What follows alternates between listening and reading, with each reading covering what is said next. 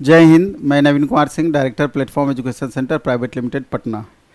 जैसा कि आप थंबनेल देख रहे हैं, इलेक्ट्रिशियन भाया वायरमैन, इसका कहने का ये मतलब हुआ कि अभी जो एक बैच हमें अनाउंस किए थे, स्पेशल 14 जून से इलेक्ट्रिशियन का स्पेशल बैच स्टार्ट हो रहा है और उसी दिन एक बैच और हम ला रहे हैं वायरमैन ट्रेड के लिए।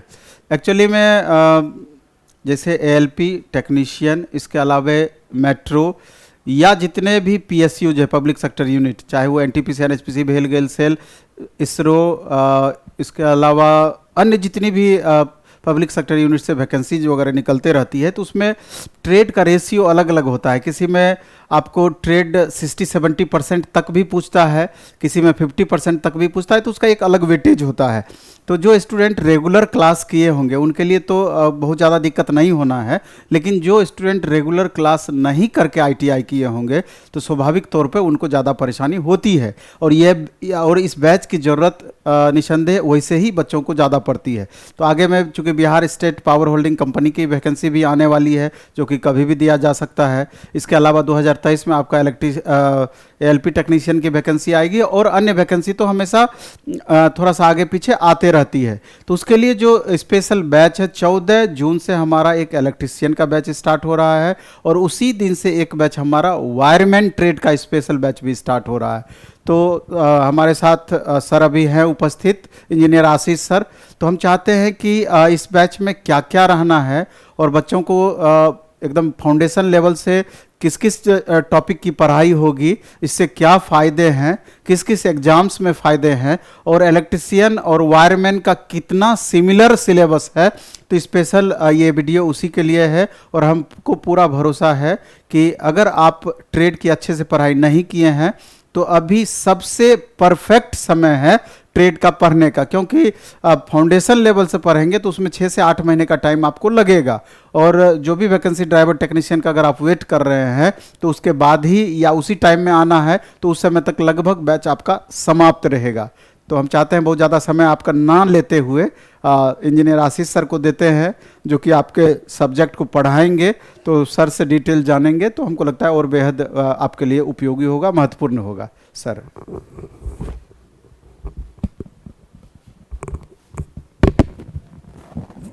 धन्यवाद सर। साथियों, हम लोग आज देखते हैं इलेक्ट्रीशियन और वायरमैन ट्रेड का क्या सिलेबस होता है। सबसे पहले इस पर चर्चा करते हैं कि हमें पढ़ना क्या है।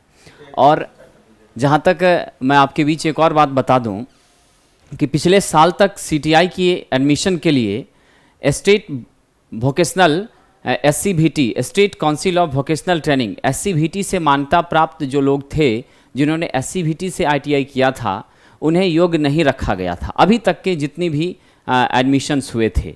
लेकिन अभी जो नई सेशन आई है 2022 के लिए, जो फॉर्म 6 जून को आया है और 25 जून तक भरा जाना है, तो उसमें एससीवीटी के कैंडिडेट को भी अलाउ कर दिया गया है। साथ ही साथ इससे पहले अपीयरिंग कैंडिडेट को भी अलाउ किया जा रहा था, लेकिन इस बार अपीयरिंग कैंडिडेट को बिल्कुल भी परमिशन नहीं है। आपके मार्कशीट की आवश्यकता है और उसका अंक, मार्कशीट का जो नंबर है वो भी आपको वहाँ पे एंट्री करनी है फॉर्म भरते समय, और फिर आपको अपने प्राप्तांक भी भरने हैं। ये सारे डिटेल की ज़रूरत हो रही है। इस वजह से साथियों, आपको जो है इस बार एक बेहतर अवसर मिल रहा है एससीवीटी के लिए भी। कैसे फॉर्म भरें, क्या क्या नई चीज़ें जुड़ी हैं, इस सब पर मैं बहुत ही जल्द आपके बीच एक नया वीडियो सीटीआई से संबंधित लेकर आऊँगा, जिससे आपको पूरी बेहतर जानकारी जो है वो प्राप्त होगी। तो आइए हम बात करते हैं अभी वायरमैन के बारे में कि वायरमैन जो है, उसे वायरमैन और इलेक्ट्रीशियन मुख्य रूप से अगर देखें तो दोनों में बहुत समानताएं होती है। कई बार वायरमैन इलेक्ट्रीशियन का काम कर लेता है, इलेक्ट्रीशियन भी वायरमैन का काम कर लेता है। और स्पेशली हमारी कंपनियों में वायरमैन के नाम से वैकेंसी नहीं निकलती, इलेक्ट्रीशियन के नाम से निकलती है, और वो इलेक्ट्रीशियन उसके लिए एलिजिबल होता है। अगर हम रेलवे लोको पायलट की बात करते हैं तो वहां पर भी आपको इलेक्ट्रीशियन ट्रेड के भीतर ही वायरमैन को रखा गया है, ठीक है ना साहब। तो आप इस बात से आश्वस्त हो जाइए कि इलेक्ट्रीशियन के लिए जो वैकेंसीज आ रही हैं लगभग उसमें वायरमैन को परमिशन दे दिया जाता है। एक आध ऐसे केसेस होते हैं जहां पर नहीं रहता है। तो हम सबसे पहले देखते हैं सिलेबस। अभी जो मैं चर्चा करूंगा ये सभी सिलेबस ऑलरेडी इलेक्ट्रीशियन को भी पढ़ना है। तो सबसे पहला हमारा है ट्रांसफार्मर। सबसे पहले ट्रांसफार्मर बहुत इंपॉर्टेंट पार्ट है इलेक्ट्रिकल सिस्टम का। उसके बाद आपकी 3 फेज इंडक्शन मोटर, ठीक है, फिर सिंगल फेज इंडक्शन मोटर, उसके बाद आपकी अल्टरनेटर जो कि थर्मल पावर प्लांट में हम लगाते हैं, फिर आपका सिंक्रोनस मोटर, ठीक है, फिर आपकी डीसी जनरेटर, फिर डीसी मोटर, उसके बाद डीसी मोटर को कंट्रोल करने के लिए, इंडस्ट्रियल डिवाइसेस को कंट्रोल करने के लिए आपका एसी एंड डीसी ड्राइव, उसके बाद generation, power generation, thermal power plant के बारे में, हाइडल पावर प्लांट के बारे में, न्यूक्लियर पावर प्लांट के बारे में, ठीक है, non conventional energy source solar plant के बारे में, ये सब के बारे में आपको पढ़ना है। फिर पावर का ट्रांसमिशन, डिस्ट्रीब्यूशन, और फिर आपकी इलेक्ट्रिकल पावर कहाँ पर यूज होगी, सर्किट एनालिसिस, ये सारी बातें आपके यहाँ पे पावर सिस्टम के अंदर आपको जाननी है। फिर सर्किट ब्रेकर के बारे में भी आपको पढ़ना है। उसके बाद नेक्स्ट हमारा आता है बेसिक इलेक्ट्रॉनिक्स, ठीक है। आईटीआई इंस्ट्रक्टर के लिए बेसिक इलेक्ट्रॉनिक्स से काफ़ी प्रश्न आते हैं। अगर आप वायरमैन ट्रेड से भी इंस्ट्रक्टर का फॉर्म भरते हैं या इलेक्ट्रीशियन से भी भरते हैं तो इलेक्ट्रॉनिक्स का पोर्शन आपके लिए बहुत महत्वपूर्ण हो जाता है। और उसकी भी वैकेंसी जैसा कि मीडिया से पता चल रहा है कि वो जुलाई में निश्चित रूप से आने की संभावना है, अगर कोई विवाद नहीं होता है तो। साथियों, अगला है एम्पलीफायर एंड ऑसिलेटर। ये भी बहुत इंपॉर्टेंट है, ये भी आपको इलेक्ट्रीशियन को भी पढ़ना है। फिर डिजिटल इलेक्ट्रॉनिक्स, ठीक है, ये भी आपको पढ़ना है। FET, field effect transistor and thyristor, जो कि पावर इलेक्ट्रॉनिक्स का कंपोनेंट माना जाता है और मेनली हम थायरिस्टर का प्रयोग पावर इलेक्ट्रॉनिक्स में करते हैं। तो पावर इलेक्ट्रॉनिक्स का बेसिक कंसेप्ट भी यहाँ आपको जानना है, जिसका प्रयोग हम पावर ट्रांसमिशन के दौरान निश्चित रूप से करते हैं। फिर आपका multi vibrator and integrated circuit, IC, multi vibrator, oscillator, ये सब आपको यहां पर पढ़ना है साथियों। फिर आपका आ गया इलेक्ट्रिकल मेजरिंग इंस्ट्रूमेंट, वैद्युतिक मापक यंत्र, ammeter, voltmeter, wattmeter, energy meter, ये सारे मेगर, ये सब इंस्ट्रूमेंट यहां पर हम क्या करते हैं, इस्तेमाल में लेते हैं। अगला है आपका chemical cell, chemical composition, cell and battery, रासायनिक सेल व बैटरी, जो कि आपकी पावर सप्लाई देने का काम करती है विषम परिस्थितियों में, जब हमारी कंटिन्यूटी सप्लाई की खत्म हो जाती है। फिर आपका basic electricity and electric material, मौलिक विद्युत एवं वैद्युतिक पदार्थ। फिर DC circuit and law, Ohm's law वगैरह यहां पर देखना है, किरचॉफ्स लॉ देखना है। फिर एसी फंडामेंटल, ठीक है साहब, इसमें आपकी 3 फेज, सिंगल फेज दोनों आपको यहां पढ़ना है। फिर 3 फेज सिस्टम आप देख रहे हैं एसी का, ये आपको पढ़ना है। उसके बाद मैग्नेटिज्म है, फिर आपकी इल्यूमिनेशन है, उसके बाद वैद्युत केबल के बारे में, अंडरग्राउंड केबल के बारे में पढ़ना है। फिर घरेलू विद्युत उपकरण, आपकी आयरन है, आपके टोस्टर है, रेफ्रिजरेटर है, वॉशिंग मशीन है साहब। उसके बाद इलेक्ट्रिकल एसेसरीज, जो वायरमैन के लिए बहुत महत्वपूर्ण है, वो यहां से आता है। इलेक्ट्रिकल एसेसरीज, अर्थिंग, वैद्युतिक wiring, electrical wiring, industrial wiring, उसके बाद कमर्शियल वायरिंग, व्यावसायिक वायरिंग जो हमारी मॉल वगैरह में होती है, ठीक है, एसी वगैरह की वायरिंग। उसके बाद कंट्रोल पैनल लेआउट, फिर sub station and it's type, ये स्पेशल है, जो विशेष रूप से किसे पढ़ना है, ये विशेष रूप से वायरमैन को ही पढ़ना है।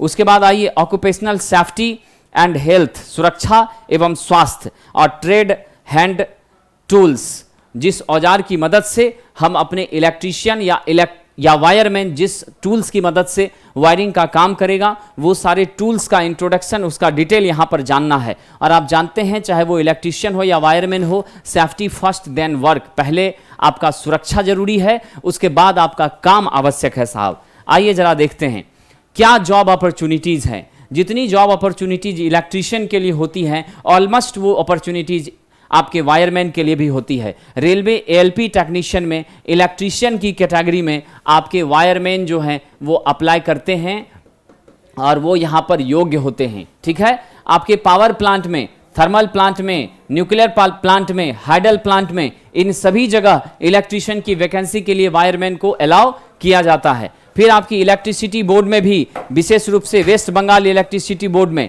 ठीक है, पंजाब इलेक्ट्रिसिटी बोर्ड में, डिफरेंट स्टेट के इलेक्ट्रिसिटी बोर्ड में वायरमैन को अलाउ किया जाता है। साहब म्यूनिसिपल कॉरपोरेशन, नगर निगम से जुड़े जितने भी वैद्युतिक संसाधन हैं उन सभी जगहों पर इस्तेमाल में वायरमैन की आवश्यकता पड़ती है। ठीक, तो ये तो गवर्नमेंट सेक्टर की वैकेंसीज हैं, ISRO, DRDO, ECIL, electronic corporation of India limited, वहां पर भी इसकी जरूरत पड़ती है। उसके बाद अप्रेंटिसशिप भी आप कर सकते हैं। अप्रेंटिसशिप के दौरान आपको 5,000 से 10,000 रुपए प्रति महीने मिलता है और 1 साल का यह अप्रेंटिसशिप होता है। और आपको मैंने बताया भी है आईओसीएल में, एनपीसीएल में, उसके बाद ओएनजीसी में, ईसीआईएल में, इन सभी संस्थानों से जो लोग अप्रेंटिसशिप किए रहते हैं उन्हें ही वैकेंसी आने के बाद फॉर्म भरने का मौका मिलता है। इसलिए अप्रेंटिसशिप भी जो इस साल पास आउट हो रहे हैं छात्र, वो बिल्कुल अप्रेंटिसशिप के लिए एग्जाम दे सकते हैं। ठीक है, और ये अप्रेंटिसशिप अच्छे संस्थानों से करने के बाद आपको जॉब अपॉर्चुनिटीज बहुत बेहतर मिलती है और उस दौरान आपको स्टाइपेंड के रूप में 5 से 10,000, 8,000 रुपए भी मिल जाया करते हैं। ठीक है साहब, तो ये हमारी अप्रेंटिसशिप ईसीआईएल में होती है, ओएनजीसी में होती है, आईओसीएल में होती है, रेलवे में होती है, स्टेट के अलग अलग इलेक्ट्रिसिटी बोर्ड में निकलती है। तो आपको थोड़ा एक्टिव रहना पड़ेगा। अभी भी रेलवे की अप्रेंटिसशिप आई हुई है, समझ गए। तो ये हमारे कई सारे सेक्शन हैं जहां पर कि हम बेहतर कर सकते हैं वायरमैन के माध्यम से। साथियों, इलेक्ट्रीशियन और वायरमैन में मुख्य अंतर अगर आपसे पूछा जाए कभी भी, what is the basic difference between electrician and wireman, तो यहां पर मैं उसको एक्सप्लेन कर रहा हूं। इलेक्ट्रीशियन के लिए मिनिमम नामांकन के लिए 2 साल के इलेक्ट्रीशियन के कोर्स के लिए, आईटीआई के लिए 10th पास होना बहुत ही आवश्यक है, जबकि वायरमैन के लिए न्यूनतम योग्यता 8th पास है। किसी किसी स्टेट में 10th कर दिया गया है, लेकिन मैक्सिमम अभी भी आप देखेंगे तो वो 8th पास ही है। ठीक है, उसके बाद साहब इलेक्ट्रीशियन का जो मुख्य काम होता है, हमारे घर में फैन है, हमारी वॉशिंग मशीन है, ठीक है, हमारे टोस्टर हैं, हमारे सपोज कर लो गीजर है, ये सब जो हमारे डिवाइसेस हैं, जो होम एप्लियंसेस हैं, उसमें कोई खराबी आ गई, मिक्सर है, मिक्सी मशीन है, उसमें खराबी आ गई, तो उसका मेंटेनेंस करने का काम किसका है? इलेक्ट्रीशियन का है। फिर कमर्शियली अगर आप देखें तो एसी की रिपेयरिंग करना, ठीक है, रेफ्रिजरेटर की रिपेयरिंग करना, ये सब किसका काम है? इलेक्ट्रीशियन का है। अगर हम इंडस्ट्री में जाएं साहब, तो मोटर है हमारा, जनरेटर है, ड्राइव है, इन सभी का मेंटेनेंस करना, इसके मैन्युफैक्चरिंग में कॉपरेट करना, ये सब आपको इलेक्ट्रीशियन के अंदर आता है। लेकिन वायरमैन का मुख्य काम, इसका मुख्य काम वायरिंग से संबंधित है। किससे संबंधित है साहब? वायरिंग से संबंधित है। चाहे वो वायरिंग आपकी मशीन की हो, चाहे वो वायरिंग आपके बिल्डिंग की हो, चाहे वो वायरिंग आपके ऑफिस की हो, चाहे वो वायरिंग आपके इंडस्ट्रीज की हो, चाहे वो टेलीफोन से जुड़ी हो, चाहे सीसीटीवी से जुड़ी हो, हर एक तरह की वायरिंग के लिए रिस्पॉन्सिबल कौन होता है? वायरमैन होता है। और सेवरल टाइम दोनों एक दूसरे के काम को कर सकता है। जरा एक छोटे से उदाहरण से मैं आपको बीच एक बात रखता हूं। अगर सपोज कर लीजिए साहब कि हमारी ये पावर प्लांट है, ये आपकी क्या है? पावर प्लांट है। पावर प्लांट से जो इलेक्ट्रिसिटी का जनरेशन हुआ, वहां से हमने क्या किया? पावर सप्लाई जो डेवलप करी, और फिर पावर सप्लाई जो डेवलप की तो वो हम पावर सप्लाई किसे दे देते हैं? सपोज कर लीजिए पावर प्लांट से तो हम कंज्यूमर तक इलेक्ट्रिसिटी लाते ही हैं, लेकिन हमने पावर प्लांट से किसको कनेक्ट कर दिया? सपोज कर लो हमने मोटर को कनेक्ट कर दिया। तो पावर सप्लाई से मोटर को कनेक्ट करना या पावर प्लांट से आ रही सप्लाई का मोटर में प्रोवाइड करना ताकि मोटर उसे मैकेनिकल में बदल सके, इस काम के लिए किसकी जरूरत पड़ रही है? यहां जो वायरिंग हुई है ये आपको वायरमैन कर रहा है। कौन कर रहा है?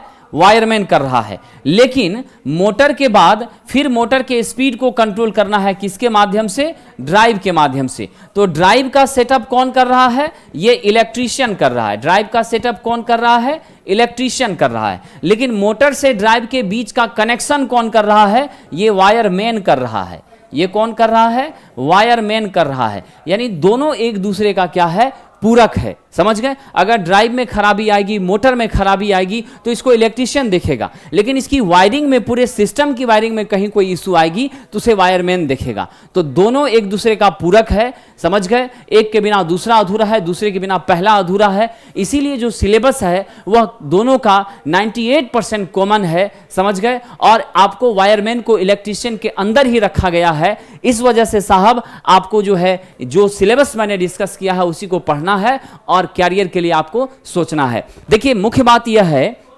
यदि आप प्रिपरेशन करने में थोड़े विलंब करते हैं और वैकेंसी नोटिफिकेशन आने के बाद सोचते हैं, तो निसंदेह आपकी तैयारी बहुत अच्छी नहीं हो पाती है। ठीक है, तो अगर आप अभी से तैयारी करेंगे तो निश्चित रूप से आप समझ लीजिए कि आपके लिए बहुत बेहतर विकल्प होगा और सफलता तो जरूर मिलेगी। साथियों, एक महत्वपूर्ण जानकारी आपको दे दें, हमारा मास्टर फाउंडेशन बैच जो कि बिहार स्टेट इलेक्ट्रिसिटी बोर्ड के लिए है, ALP टेक्नीशियन के लिए है, ITI इंस्ट्रक्टर के लिए है, ठीक है, और बाकी सभी एग्जामिनेशंस को लेते हुए ये बैच है, ये 14 जून से स्टार्ट हो रही है।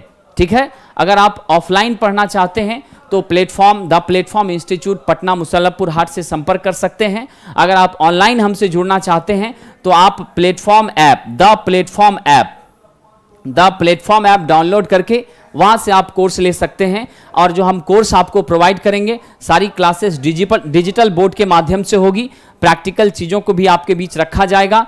जो हमारी नोट्स आपको प्रोवाइड होगी वो सारी नोट प्रिंटेड होगी, दैट मीन्स कि वो टाइप्ड होगी और वेल मैनर्ड होगी और एक बहुत ही स्पेशल क्वालिटी की मिलेगी। हम वीकली टेस्ट भी अरेंज कर रहे हैं, ऑनलाइन और ऑफलाइन हमारी टेस्ट और क्यूज भी चल रही है। तो 14 जून से हमारी नई फाउंडेशन बैच आ रही है और ITI इलेक्ट्रीशियन और इलेक्ट्रॉनिक्स के लिए 20 क्वेश्चन टॉपिक वाइज हमने स्टार्ट किया है, जिससे कि आप 4 से 6 महीने अगर आप इस टेस्ट के साथ जुड़ जाते हैं तो 5-7 हज़ार क्वेश्चन की आपको प्रैक्टिस होती है और आप कभी भी एग्जाम में बैठते हैं तो वो आपके लिए बहुत बेहतर विकल्प लेकर आता है और आपके क्वेश्चन आपसे अनटचेबल नहीं होते। आपको ये नहीं लगता कि आउट ऑफ सिलेबस है, आप उसका जम करके प्रैक्टिस करके आप सफल तो निश्चित हो ही सकते हैं।